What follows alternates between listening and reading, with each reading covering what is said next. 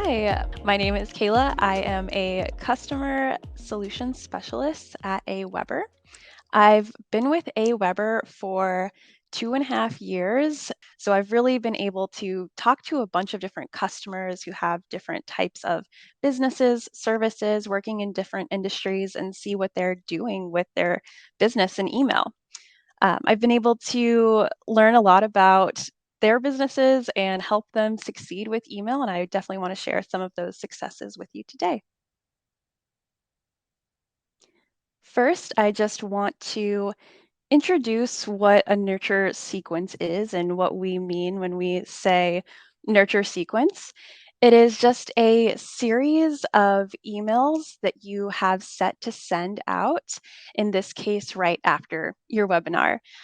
So, what you do is just set up a handful of emails and then let that just send out in a cadence after as your follow up. And we'll, of course, break that down, but I just wanted to get started with that base definition there.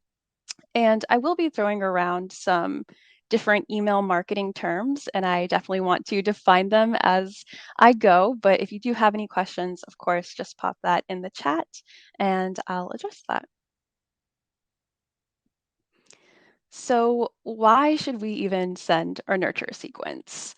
Um, First, just make the most out of the leads that you worked so hard to get. I know that you're always working to promote like your webinars, whether that's on social media, maybe it is already through email, but there's a lot of stuff that happens beforehand that just to get your leads into your webinar. So instead of just having those leads drop off right after the webinar, um, follow up with them. We have a series of messages that we'll go through just so you can keep nurturing them and keep bringing them to your goal. And this is an important follow up step for any email marketing provider that you use. I would say most every email marketing provider has this feature. It will often be termed like email marketing provider will often be termed as an autoresponder. So if you see people like asking if you have an autoresponder, it's referring to like an email marketing provider. But back to why you kind of want to follow up. FindStack found that hosting a single webinar can get you over 500 leads. And then of those 500 leads, between 2% and 5% of attendees will buy from you. So you want to grow that percentage, of course, as much as possible. And you can do that by following up with your viewers, with your audience. Uh, Also, why follow up via email? 31% of marketers say email newsletters are the best way to nurture B2B leads. Next, I want to talk about getting permission. In the email marketing space, permission is top of mind. It is really important, not only for you just getting engaged subscribers, but it is also like important that you don't spam subscribers or spam people who haven't asked for your emails. So always, always, always think about permission. And most every email marketing provider I know does require that permission. I can't think of one right now that doesn't. So, just as a heads up, if you are just getting started with email marketing and you may have this like list that someone gave you, or you're thinking about like buying a list, just it's so much better. And you will need to like start fresh. Just start fresh with a list of subscribers who do opt in. And also something that we recommend is for higher engagement, use double opt-in. Double opt-in is basically just exactly what it sounds is people signing up to your list and then also agreeing or confirming later that they want to be on your list. So what that would actually look like is you have a sign up form in some way, maybe an integration where someone is signing up, and then they'll get a follow-up email which would say, "Are you like, do you want to be on this list? Please confirm that you would like to be on this list." And after confirmation, they would actually be added to the list. And if they don't confirm, then they wouldn't be added. And the reason that this is a good practice is because it builds a really, really engaged list of subscribers. And it's pretty simple. Like if you think about it, if the very first email that you send out, people are opening it and clicking it, that's going to be an engaged subscriber. And they're going to be looking out for your emails and they're going to be clicking on your emails. Another tip, and this is something that I always tell customers, is be transparent with your signups. Be clear that the subscribers will be added to your list. And any way that you have subscribers signing up to receive emails from you, just be clear. And the best way would be telling them how often you're going to send them messages, exactly what they're signing up for. The more transparency there is there, the more expectations you are setting with your subscribers, and the more likely they are to be engaged. Kayla?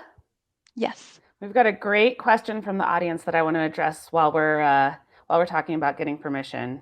Awesome. Drew asks, how do I stay out of the promotions tab? Awesome. Well, first, the promotions tab is a good thing. It is the inbox. It's not the spam folder. So I just want to put that out.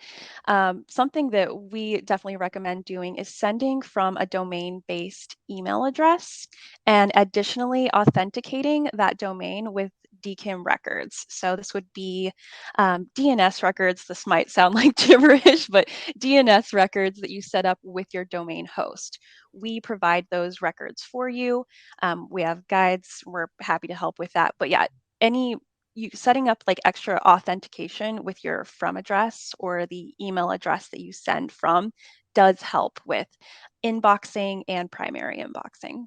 Yeah, that can feel a little bit technical, but at least at AWeber, our support team is Kayla, right? So if you message us because you need help getting that stuff set up, then you can have a great person on the other side. Another thing I mentioned in the chat, but that I just wanted to mention on the video as well. Usually when you have, this authentication set up, the first email that goes out will go into the regular inbox.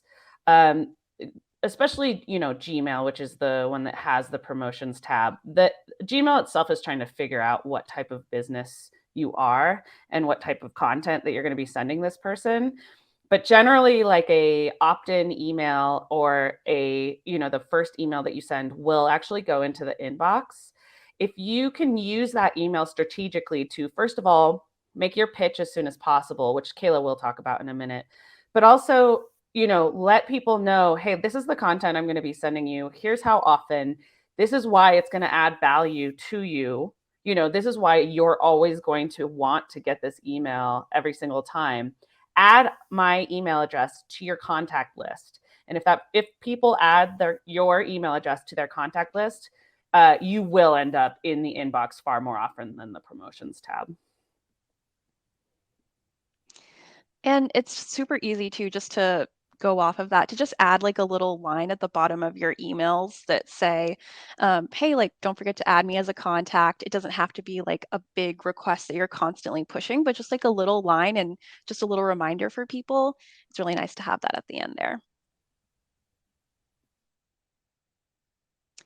Okay, so after you've gotten permission, you want to build that list. How are you going to get those subscribers actually into a place where you can reach out to them and email them? So the number one thing is an integration. And as we mentioned before, we do have an integration with Webinar Ninja. So it makes it super simple for you to bring over subscribers. But no matter what email marketing provider you're using, definitely look into integrations. It's the easiest way to bring over those subscribers automatically. And again, just want to throw that out, that to make sure that you are clarifying that if people were to sign up to a webinar or sign up to something like a sign up form on your site or on social media, that they will be added to a list.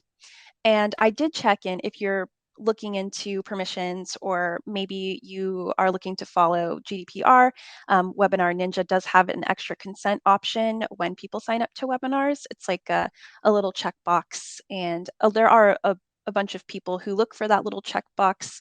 You can build that in Aweber signup forms. Um, so just something to keep an eye out for. Integrations, number one. The more integrations that you can connect to, definitely the better. And the next thing that you can do is you can import webinar signups.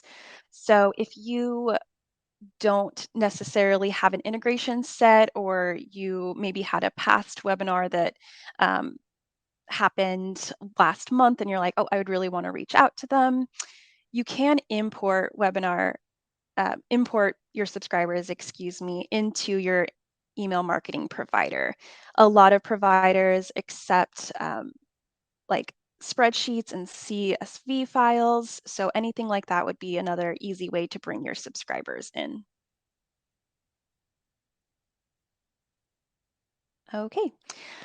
So next, we're just going to go into what a nurture sequence would look like, what types of emails you want to send, and when you want to send them out.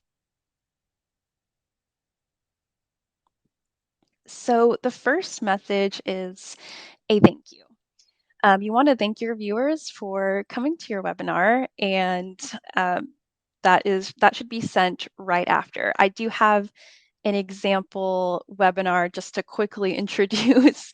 It's just an example of, maybe Tara has a uh, webinar where she shows recipes and shows herself cooking a recipe and is going to follow up. So yeah, message number one, thank your viewers. Say thank you. Provide a recording of your webinar, something to reference. You could also provide the slides. And of course, this is going to be a little meta here, but you can definitely take like these slides that I'm viewing right now, um, and just have a share file and put them in your follow-up email. The next thing that I would definitely recommend is adding personalization to your emails. So you can see in this example email here, the subject line is "Thanks for joining, Kayla." So that Kayla piece is personalization. Any subscriber who's on your list, if you have their name, like if you have their names or other information that you want to use, you can put that data right into the email, and that is considered personalization. So everyone's not going to see an email that says, "Hey, Kayla." They'll see an email from themselves or addressed to themselves. Um, and why you would want to use personalization. Um, Personalization email campaigns improve click rates by 14%, and that's from Demand Gen Report. And also, personalized emails deliver a 6 times higher transaction rate, and that is from Experia. But the overall point of this first message is just to follow up with them. 10 days after an event, you could still have 47% views if you have those recordings available. That number will drop down to 24% after 20 days, and then by day 30, you'll only get 10% views. So the quicker you can get that message out to your subscribers, the better. Okay, and message two is it's a little corny here, but wait, there's more. I know that sounds like a little commercial, but my point there was you want to provide your subscribers with something valuable. They're going to kind of be looking to build that like um, customer and seller relationship. And if you are offering them like freebies, a checklist, an ebook guide, if they're already getting value before they spend money, they might think, oh, well, this is a great company. I'm already getting a lot of great things. This is why I would want to take this next step. But really, I always recommend sending free resources to subscribers as well. It's just a great way to connect and a great way for you to share what you care about and what you're emailing about. And for the second message, it does It does kind of depend how often you want to be in contact with them. We would recommend sending it like every day, like your nurture sequence would be one message per day, or you could do an every other day flow as well. Whatever you're most comfortable with. And also, if you've already set expectations with your subscribers as far as like how often you would be sending, you also want to follow that. But I would say one message per day. If you're sending multiple messages per day, that can be a little spammy and people may just only look at one and completely ignore the other. But yeah, you don't want to overwhelm the subscribers. For message three, another way to engage with your subscribers would be to ask for feedback. Something that I really like about my job is that we're always asking for feedback and insight and making changes based on that. So that's definitely something that you can implement when you're talking with your audience as well. It's a really cool way to engage with subscribers. You can ask if they like the webinar, if they have any follow-up questions, and maybe if there's something they want to see next. Really any like of course you don't want to just ask questions to ask questions. Like ask the questions that would be valuable to you as well. Um, like what do you want to know from your audience? But I really like this because it's just a cool way to hear from your subscribers, and you may be connecting with people that you may not have otherwise connected with. Let's see. And then this also, you would just continue on sending that message every day or every other day.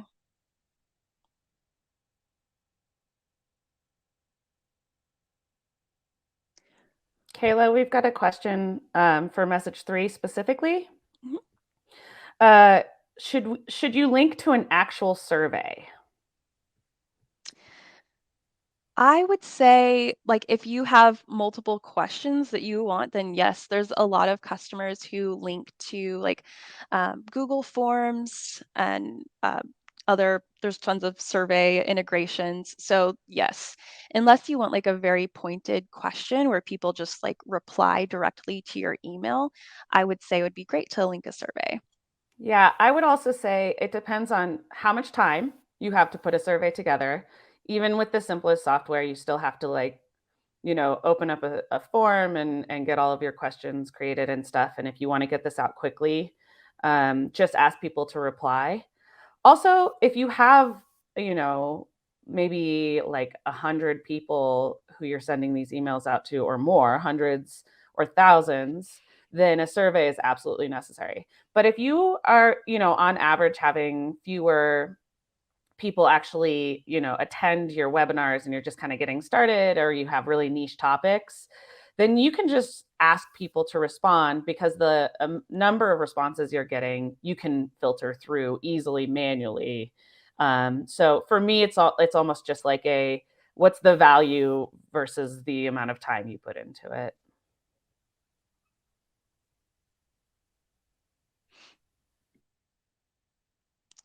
Awesome. All right, so we can move to message four now, which is where you want to kind of have your pitch again. What is your goal here? You want to relate directly back to your webinar. What were you promoting, and offer it up again. So in this case, in my example, um, Tara's goal here would be to have people sign up to the next webinar. So she's going to present that here, give a little like preview about what that webinar would be like, and then offer a sign up. So what you'll notice here is you definitely want to not like get your subscribers right away with like, hey, you didn't buy this, buy it now. Like you want to engage with them, build that, sender, subscriber, sender relationship there, which gives you a good layout for emailing them in the future, even after this, versus it just being this follow up right here. And then last, for message number 5, you want to give your pitch again.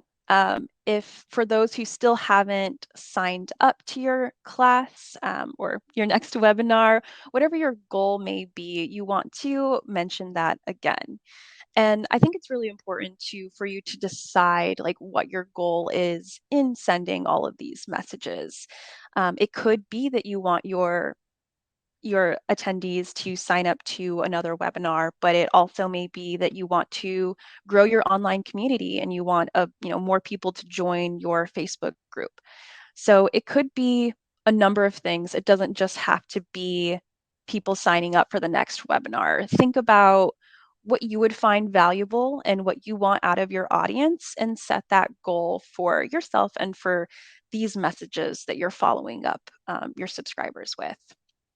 But um, this one, I would say send it a little bit later. You were sending at like an everyday cadence before or an every other day cadence. This one, you want to give them some time to like simmer, think about things. I would send this 3 to 5 days after your previous message, business days. I probably wouldn't send on the weekend for that the last pitch there. But yeah, just give your subscribers some time to look at everything. Maybe they have gone back and watched your webinar. Um, and this is kind of just that final follow up, and that would close out your follow up series.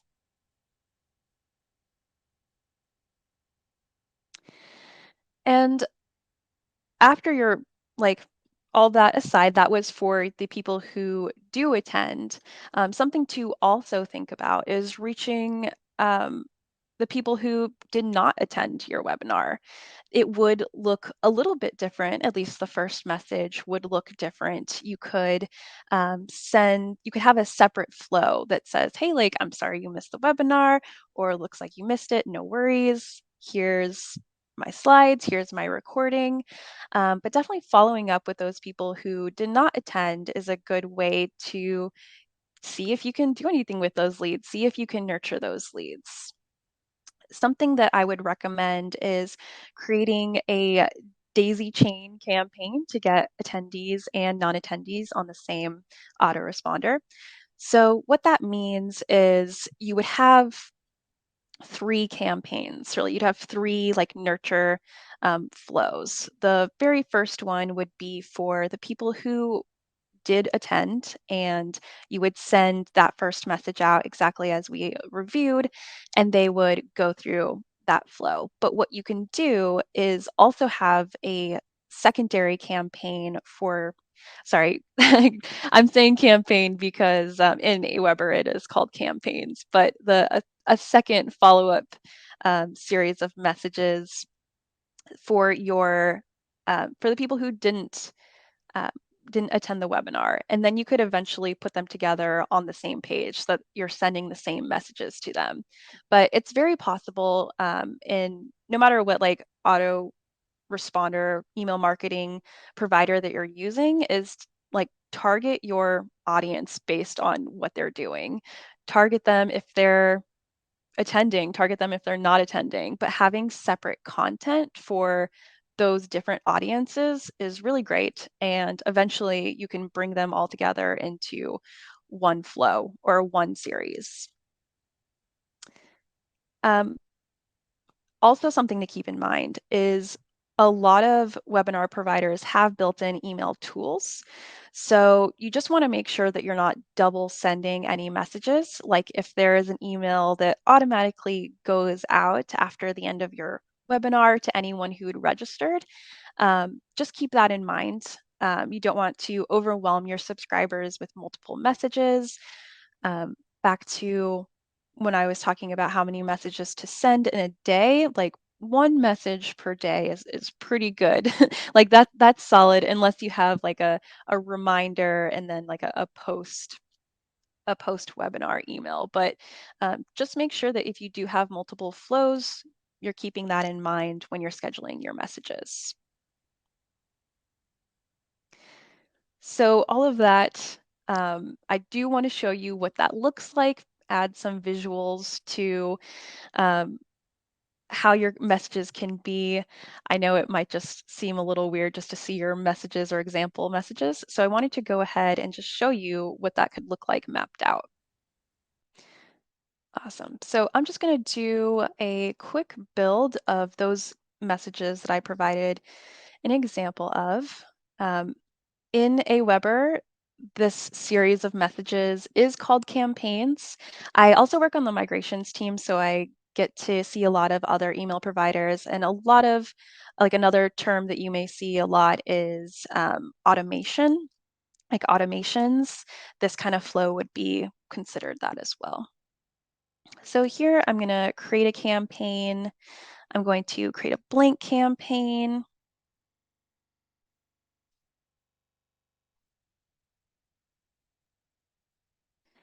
All right. And so I do want to have this campaign. There's two different triggers here. You can have them triggered on subscribe, and you can also have it triggered on tag applied. So on subscribe would just be, it would start anytime someone signs up to your list. So in this case, I wouldn't want that.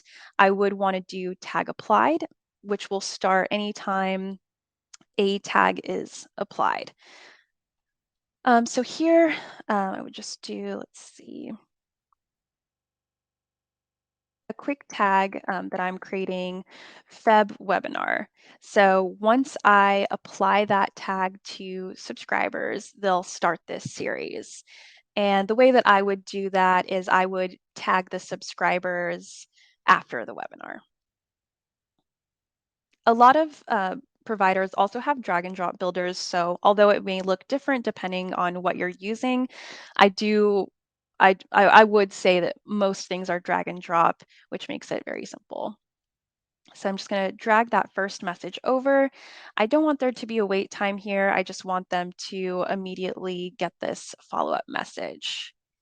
And I'm going to choose my message here. Thanks for joining, and add that in. So here you can see that personalization there. Most providers, it will look like a little code, and it'll just fill out once you send that message. And the next thing would be to add a wait time. In this case, I want to do every other day. So I'm going to put a 2-day wait time, so it'll send on that second day there. And then you just go ahead and keep building your campaign or follow-up series from there. Let's see. So you could just go on building the messages, building everything out, and that would be how you create that. Okay. I I just got that because I didn't choose the message, but I just wanted to give that little example of what it looks like, and you would be able to see it all mapped out.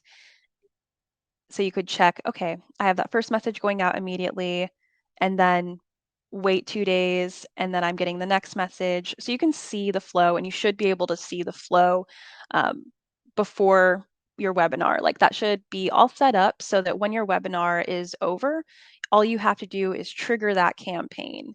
And that, in this case, that would be on a tag. So once your webinar is over, I would just tag my subscribers, and then they would start this series. And then the cool thing is you kind of just let it do its thing at that point. You don't have to keep scheduling out individual messages. It would be you just you just trigger the campaign and then let it go. And then, of course, if people are reaching out, you can follow up with them and see how people are engaging.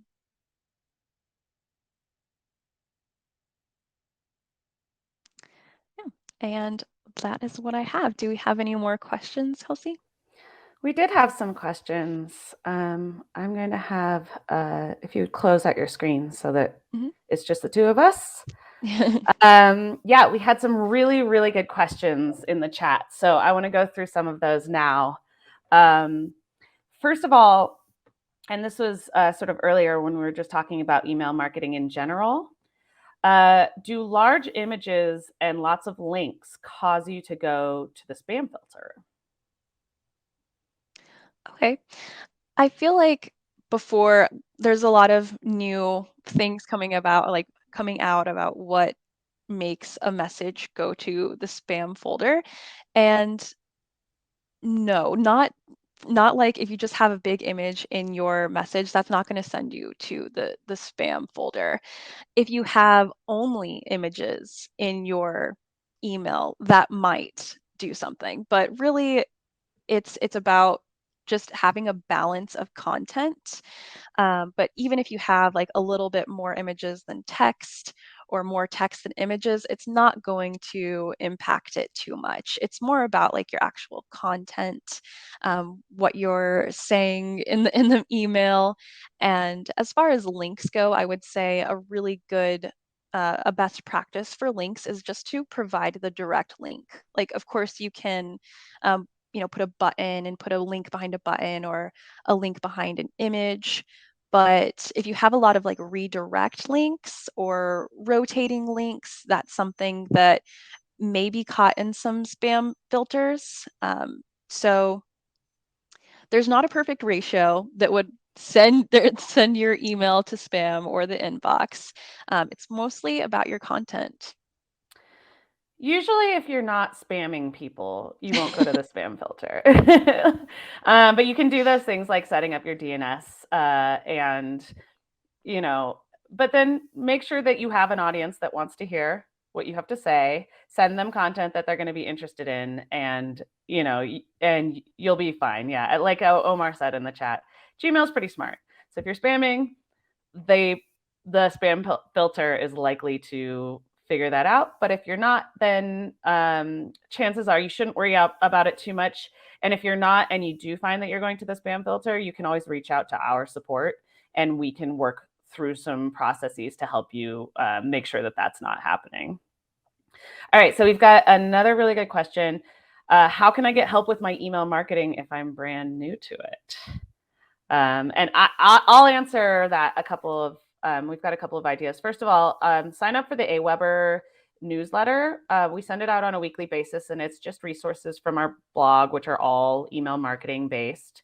You can find a lot of stuff on YouTube if you're just getting started, so definitely look there. And again, if you do use Aweber, you can sign up for our Facebook group. And there's a lot of people there just helping each other out if you have any specific questions. But if it were me, I'd go to YouTube. Do you have any other resources that you recommend, Kayla? I would say, like, I am always sharing those YouTube videos that we create. That is number one. I can definitely speak for Aweber, and if you're just wanting to get started in an account, like our support team is there to help you. If you need like a walkthrough and getting set up, you can give us a call, and we're happy to go through that. So a lot of just free resources that are out there, but if you are looking to like speak with someone and get started in an account, we're happy to help as well. Yeah, we've got great support. I want to address this too because it's been asked a couple of times. There will be a replay. It's going to go out in an automatic email right after the webinar is done. But we will also take this and put it onto YouTube. So you will be able to see this whole webinar on YouTube in probably like a couple of days. We'll get it up there. All right, I got another good question. What if my email domain is different than my website domain? Do my emails have a higher probability to go into spam? No, that wouldn't have an effect. It's okay to have like a different from address domain than like your actual website because when with email, it's really just about your from address domain. It's not really about your website. You may be like linking to your website in your emails. But that's not going to hurt your deliverability with your if your domain from your from address is different. The best thing, of course, that you can do there, and I'll always just like push is DKIM, like setting up DNS settings, no matter who your provider is, just get that extra authentication. That authentication is basically just telling people or telling businesses like Gmail and everything that you are who you say you are. So when they see emails coming in from that particular domain from your from address, the more likely it is to get inboxed. Okay, got another question, and I'm actually not sure what this means, so maybe Kayla knows. Could we have this swipe file of emails? And maybe what you mean is the emails that Kayla set up as an example campaign.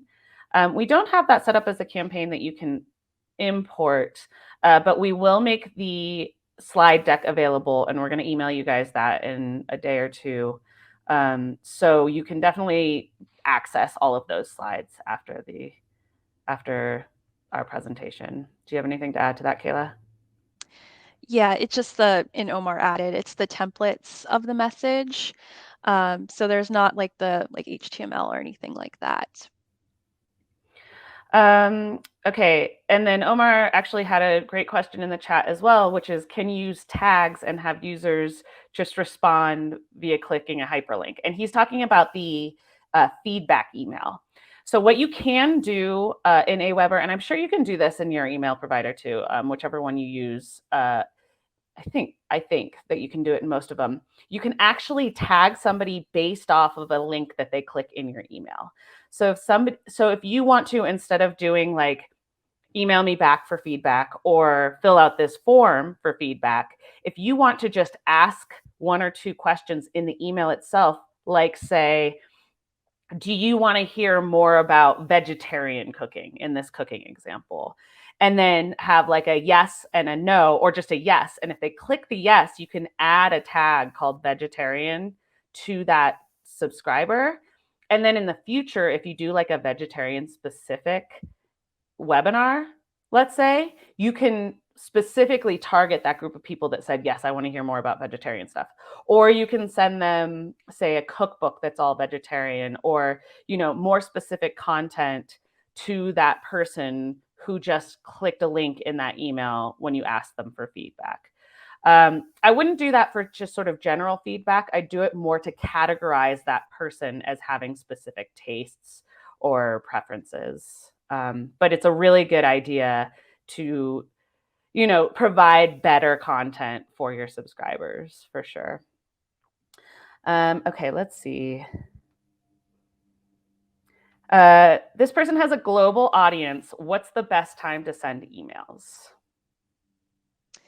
Ooh, there's not a magic number, but if you could, like if your email provider allows you to segment based on like an IP address or like the geolocation, I would segment based on where your subscribers are. So a lot of mostly like when you have sign up forms, people sign up, you can track that IP address and therefore see what like country they're coming from, and it pairs down pretty far.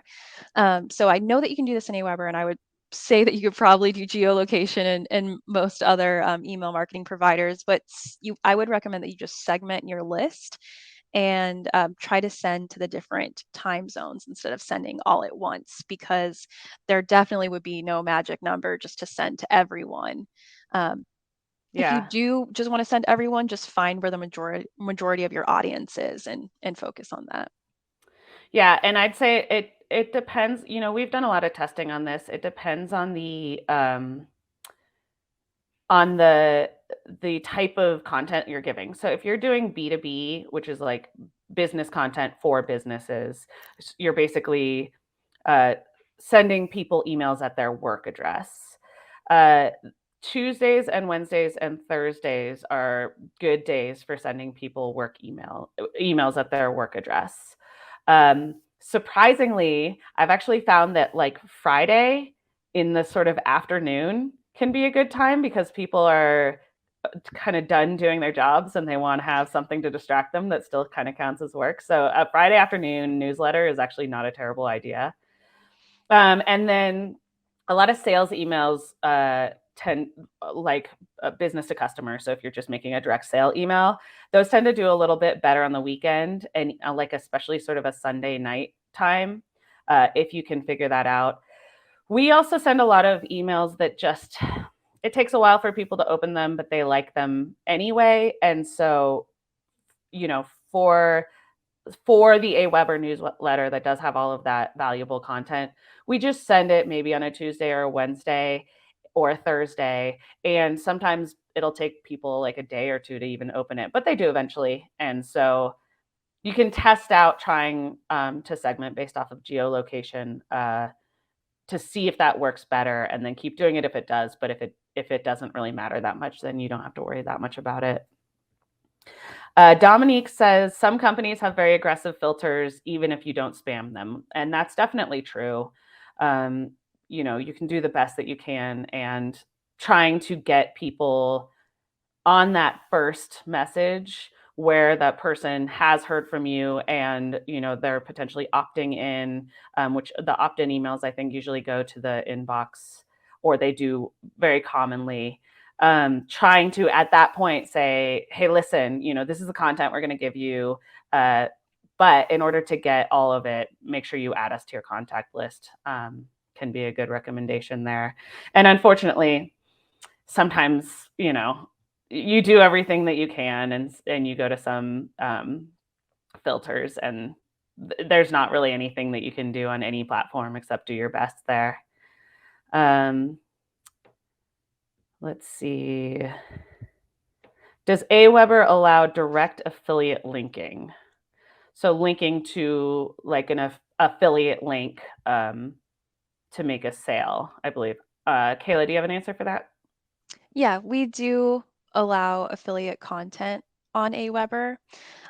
So you would just want to like provide your direct affiliate link there.